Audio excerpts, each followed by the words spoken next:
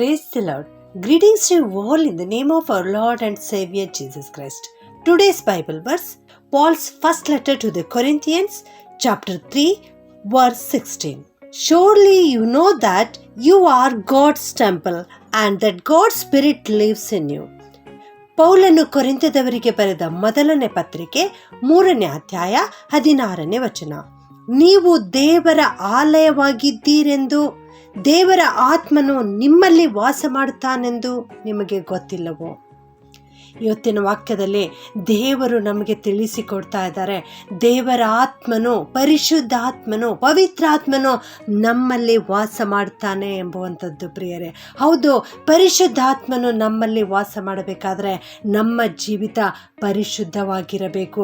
ಇಬ್ರಿಯ 12:15 ನಾವು ನೋಡುತ್ತೇವೆ, ಪರಿಶುದ್ಧತೆ ಇಲ್ಲದೆ ಯಾವನೂ ಕರ್ತನನ್ನು ಕಾಣುವುದಿಲ್ಲ ಎಂಬುದಾಗಿ. ನಾವು ಕರ್ತನನ್ನು ಕಾಣಬೇಕು. ಕರ್ತನನ್ನು ನಮ್ಮ ಹೃದಯದೊಳಗೆ ಸ್ವೀಕರಿಸಿಕೊಳ್ಳಬೇಕೆಂದರೆ ನಮ್ಮ ಹೃದಯ ಪರಿಶುದ್ಧವಾಗಿರಬೇಕು. ನಮ್ಮ ಜೀವನ ನಿಷ್ಕಲ್ಮಶವಾದಂಥದ್ದಾಗಿರಬೇಕು. ನಮ್ಮ ದೇಹ ಪರಿಶುದ್ಧವಾಗಿರಬೇಕು. ಆಗ ನಮ್ಮ ತಂದೆಯಾದ ದೇವರು, ಪರಿಶುದ್ಧಾತ್ಮ ದೇವರು, ಯೇಸು ಕ್ರಿಸ್ತನು ನಮ್ಮ ಹೃದಯದಲ್ಲಿ ಬಂದು ವಾಸಿಸುತ್ತಾರೆ ಪ್ರಿಯರೇ. ಹೌದು, ಮತ್ತಾಯ 5:8 ನಾವು ನೋಡುತ್ತೇವೆ, ನಿರ್ಮಲ ಚಿತ್ತರು ಧನ್ಯರು, ಅವರು ದೇವರನ್ನು ನೋಡುವರು ಎಂಬುದಾಗಿ. ಯಾರು ನಿರ್ಮಲ ಚಿತ್ತವುಳ್ಳವರಾಗಿರ್ತಾರೋ, ಒಳ್ಳೆ ಮನಸ್ಸುಳ್ಳವರಾಗಿರ್ತಾರೋ, ಯಾವ ಒಂದು ಕೆಟ್ಟತನ ಅವರಲ್ಲಿ ಇರುವುದಿಲ್ಲವೋ ಅಂಥವರು ಆಶೀರ್ವದಿಸಲ್ಪಟ್ಟವರು, ಅಂಥವರು ದೇವರನ್ನು ನೋಡುವರು ಎಂಬುದಾಗಿ ಇಲ್ಲಿ ದೇವರ ವಾಕ್ಯ ನಮಗೆ ತಿಳಿಸ್ತಾ ಇದೆ ಪ್ರಿಯರೇ. ಹೌದು, ಪರಿಶುದ್ಧತೆ ಇರುವಾಗ ಮಾತ್ರ ನಾವು ಯೇಸುವನ್ನು ಕಾಣಲಿಕ್ಕೆ ಸಾಧ್ಯ.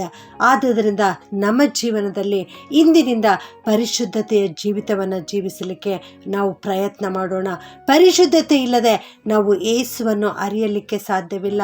ನಮ್ಮಲ್ಲಿ ಅನೇಕರು ಯೇಸು ಸ್ವಾಮಿಯನ್ನು ಕಾಣಲಿಕ್ಕೆ ಬಯಸ್ತಾ ಇರಬಹುದು, ಆತನ ಇಂಪಾದ ಧ್ವನಿಯನ್ನು ಕೇಳಲಿಕ್ಕೆ ಬಯಸ್ತಾ ಇರಬಹುದು.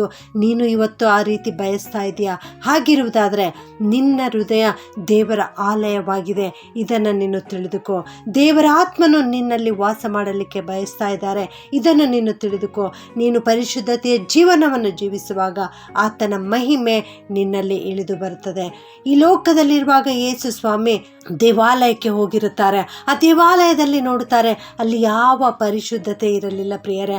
ಅಲ್ಲಿ ಕೇವಲ ಹಣ ಸಂಪಾದಿಸುವಂಥವರನ್ನು ಯೇಸು ಸ್ವಾಮಿ ಕಂಡರು. ಆದುದರಿಂದ ನಮ್ಮ ಸ್ವಾಮಿಗೆ ಬಹಳ ಕೋಪ ಬಂದಿತ್ತು.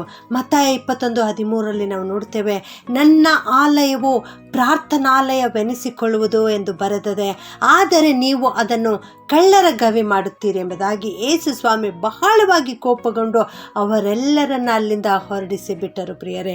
ಇಂದು ನಿನ್ನ ಹೃದಯ ಯಾವ ರೀತಿಯಲ್ಲಿದೆ? ಇಂಥ ಆಲಯ ನಿನ್ನ ಹೃದಯವಾಗಿದೆಯಾ? ಕಳ್ಳರ ಗವಿ ನಿನ್ನ ಹೃದಯವಾಗಿದೆಯಾ? ಅಥವಾ ನಿನ್ನ ಹೃದಯ ಪರಿಶುದ್ಧಾಲಯವಾಗಿದೆಯಾ? ನಿನ್ನನ್ನು ನೀನು ಪರೀಕ್ಷೆ ಮಾಡಿಕೋ ಪ್ರಿಯರೇ. ಕಳ್ಳರ ಗವಿಯನ್ನು ಪರಿಶುದ್ಧವಾಗಿ ಮಾರ್ಪಡಿಸಲಿಕ್ಕೆ ಶಕ್ತನಾಗಿರುವ ಆತನು ಒಬ್ಬಾತನಿದ್ದಾನೆ. ಆತನು ಯೇಸು ಕ್ರಿಸ್ತನಾಗಿದ್ದಾನೆ. ಆತನು ಇವತ್ತು ನಿನ್ನ ಹೃದಯದ ಬಾಗಿಲ ಬಳಿಯಲ್ಲಿ ನಿಂತುಕೊಂಡು ತಟ್ಟುತ್ತಾ ಇದ್ದಾರೆ. ನೀನು ಆತನಿಗಾಗಿ ಬಾಗಿಲನ್ನು ತೆರೆಯುವಿಯಾ? ಆತನಿಗಾಗಿ ಪರಿಶುದ್ಧತೆಯ ಜೀವಿತವನ್ನು ಜೀವಿಸುವಿಯಾ? ನಿನ್ನ ದೇಹವು ಆತನ ಆಲಯವಾಗಿದೆ ಪ್ರಿಯರೇ. ಇಂದಿನಿಂದ ನೀವು ಪರಿಶುದ್ಧವಾದ ಜೀವಿತವನ್ನು ಜೀವಿಸಿರಿ. ಕರ್ತನು ನಿಮ್ಮ ಹೃದಯದಲ್ಲಿ ಬಂದು ವಾಸ ಮಾಡುತ್ತಾರೆ. ಆಗ ನೀನು ಕರ್ತನನ್ನು ಕಾಣಲಿಕ್ಕೆ ಸಾಧ್ಯ. ಪ್ರಾರ್ಥನೆ ಮಾಡಿಕೊಳ್ಳೋಣ. ಭೂಪರಲೋಕಗಳ ಒಡೆಯನೇ, ನಿನಗೆ ಸ್ತೋತ್ರ ಉಂಟಾಗಲಿ ಕರ್ತನೆ. ಇಂದು ನೀವು ಕೊಟ್ಟಿರೋ ವಾಕ್ಯಕ್ಕೋಸ್ಕರ ವಂದಿಸ್ತೇವಪ್ಪ. ನಾವು ದೇವರ ಆಲಯವಾಗಿದ್ದೇವೆ, ನಮ್ಮಲ್ಲಿ ಪವಿತ್ರಾತ್ಮನು ವಾಸ ಮಾಡುತ್ತಾನೆ ಎನ್ನುವಂಥ ವಾಕ್ಯವನ್ನು ಇವತ್ತು ನಮಗೆ ಕಲಿಸಿಕೊಟ್ಟಿದ್ದೀರಿ ದೇವ. ಅದಕ್ಕಾಗಿ ನಿಮಗೆ ಸ್ತುತಿ ಸ್ತೋತ್ರವನ್ನು ಸಲ್ಲಿಸ್ತೇವೆ ಸ್ವಾಮಿ. ನಾವು ಇಂದಿನಿಂದ ಪರಿಶುದ್ಧತೆಯ ಜೀವಿತವನ್ನು ಜೀವಿಸಲಿಕ್ಕೆ ಕೃಪೆ ಮಾಡು ಕರ್ತನೆ. ಅಪ್ಪ, ಅನೇಕ ವಿಧವಾದ ಗುರಿಯನ್ನು ಇಟ್ಟುಕೊಂಡು ಈ ಲೋಕದಲ್ಲಿ ಜೀವಿಸ್ತಾ ಇದ್ದಾರೆ ಕರ್ತನೆ. ಅನೇಕರು ನಿನ್ನನ್ನು ಕಾಣಬೇಕೆಂಬುದಾಗಿ ಬಯಸ್ತಾ ಇದ್ದಾರೆ ದೇವ.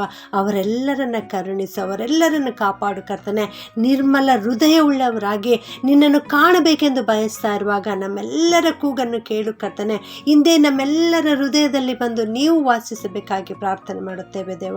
ಈ ವಾಕ್ಯ ಕೇಳಿಸಿಕೊಳ್ಳುತ್ತಿರುವ ಪ್ರತಿಯೊಬ್ಬವರನ್ನು ಆಶೀರ್ವಾದ ಮಾಡು ಕರ್ತನೆ. ಅವರೆಲ್ಲರ ಜೀವಿತದಲ್ಲಿ ಅವರು ಕೇಳುತ್ತಿರುವಂಥ ಪ್ರತಿಯೊಂದೊಂದು ಆಶೀರ್ವಾದಗಳನ್ನು ಕೊಟ್ಟು ನಡೆಸಬೇಕಾಗಿ ಈ ಎಲ್ಲ ಪ್ರಾರ್ಥನೆ ವಿಜ್ಞಾಪನೆಗಳನ್ನು ಯೇಸುವಿನ ನಾಮದಲ್ಲಿ ಪ್ರಾರ್ಥಿಸಿ ಬೇಡುತ್ತೇನೆ ತಂದೆಯೇ. ಆಮೆನ್.